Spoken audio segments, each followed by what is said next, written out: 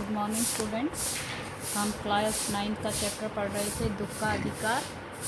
देखिए अब आगे इसको। पड़ोस की दुकानों के तख्तों पर बैठे या बाजार में खड़े लोग घृणा घृणा का अर्थ है नफरत से उस स्त्री के संबंध में बातें कर रहे थे। जो लेखक उस बाजार से गुजर रहे थे जहाँ पर फुटपाथ के नजदीक एक बूढ़ी औरत खरबूजे बेचने के लिए लाई थी, लेकिन लगातार रोए जा रही थी। उस पर कोई विपदा आन पड़ी थी, वह बहुत दुखी थी, इस कारण से वह ऐसा कर रही थी। लेखक ने देखा कि वहाँ पर बाजार में दुकानदार हैं, अपनी दुकानें लगाए बैठे हैं कुछ लोग, और जो बाजार में आने जाने वाले लोग थे वे उस औरत की ओर घृणा नफरत की दृष्टि से देखकर तरह तरह की बातें बना रहे थे। उस स्त्री का रोना देखकर मन में एक व्यथा सी का अर्थ है पीड़ा अर्थात दर्द उठी, पर उसके रोने का कारण जानने का उपाय क्या था। लेखक के मन में तरह तरह के सवाल उठ रहे थे। वो उस बूढ़ी औरत की पीड़ा को, दर्द को समझना चाहते थे, उसके दुख को जानना चाहते थे, लेकिन वे ऐसा नहीं कर पा रहे थे क्योंकि वह एक सभ्य समाज के उच्च वर्ग से आते हैं और उन्होंने बहुत ही साफ सुथरे वस्त्र अर्थात पोशाक धारण की है, और बाजार में आने जाने वाले अन्य लोग भी उच्च वर्ग से संबंध रखते हैं। इस कारण से समाज के बनाए गए नियमों के कारण की वजह से वे उस बूढ़ी औरत के दर्द को नहीं जान पा रहे थे, लेकिन उनका मन कहीं अंदर से बेचैन था। वे उस बूढ़ी औरत के दुख दर्द को जानना चाहते थे, लेकिन ये पोशाक ही उनके आड़े आ रही थी। उनके मन में सवाल उठ रहे थे कि अगर मैं इस बूढ़ी औरत के पास बैठकर इसका सुख दुख जानूंगा तो न जाने लोग क्या क्या बातें बनाएंगे। फुटपाथ पर उसके समीप बैठ सकने में मेरी पोशाक ही व्यवधान का अर्थ है बाधा बन खड़ी हो गई थी।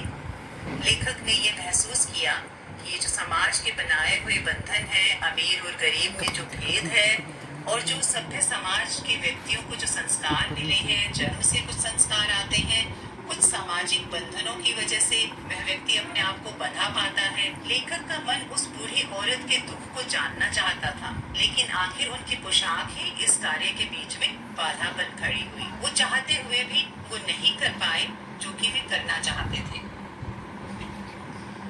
एक आदमी ने घृणा से एक तरफ थूकते हुए कहा, क्या जमाना है। बाजार में आए लोग उस स्त्री की तरफ घृणा की दृष्टि से देखकर न जाने कितनी तरह की बातें बना रहे थे, और आखिर में एक आदमी ने तो हद ही कर दी।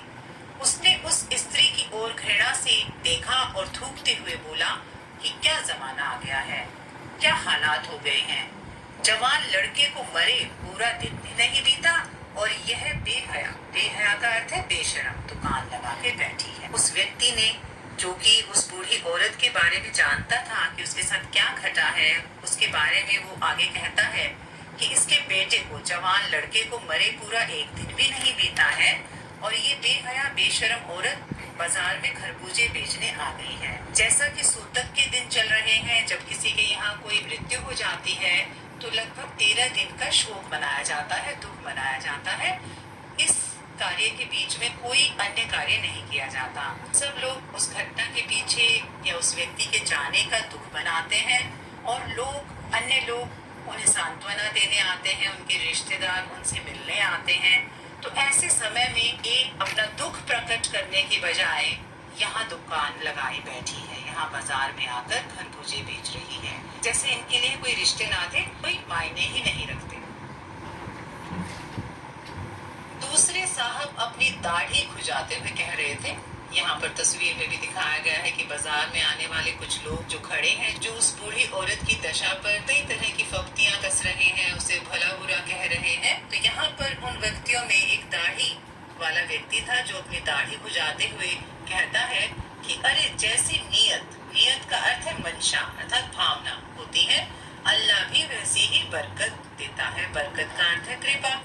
उनका कहना था कि नीच लोगों की जैसी मंशा होती है, जैसे इनकी भावना होती है, अल्लाह भी वैसी ही कृपा करता है। अल्लाह यहाँ पर ईश्वर को कहा गया है। उनका कहना है कि ईश्वर भी उन्हीं पर कृपा करता है जिनकी नीयत अच्छी होती है, और इन नीच कोटि के लोगों की तो नीयत ही खराब होती है। लोग उस बूढ़ी औरत के बारे में तरह तरह की बातें बना रहे थे और उसकी परिस्थिति, उसके हालात का मजाक उड़ा रहे थे कि इस बूढ़ी औरत, इस बेशरम बेहया औरत को इतना भी ख्याल नहीं है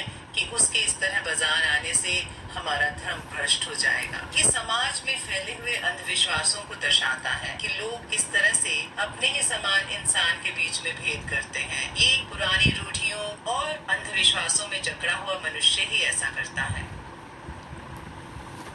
सामने के फुटपाथ पर खड़े एक आदमी ने दिया सिलाई का अर्थ है माचिस की तीली से कान खुजाते हुए कहा, अरे इन लोगों का क्या है, ये कमीने लोग रोटी के टुकड़े पर जाग देते हैं। वहाँ पर बाजार में एक और सभ्य समाज से उच्च कोटि से एक व्यक्ति आया हुआ था, जो कि बाजार में फुटपाथ पर खड़ा था और अपने दिया सिलाई से अर्थात माचिस की तीली से अपने कान खुजाते हुए उसने भी अपनी बात आगे बढ़ाई कि इन नीच लोगों का, इन निम्न कोटि के लोगों का, कमीने लोगों का कोई दीन धर्म नहीं होता।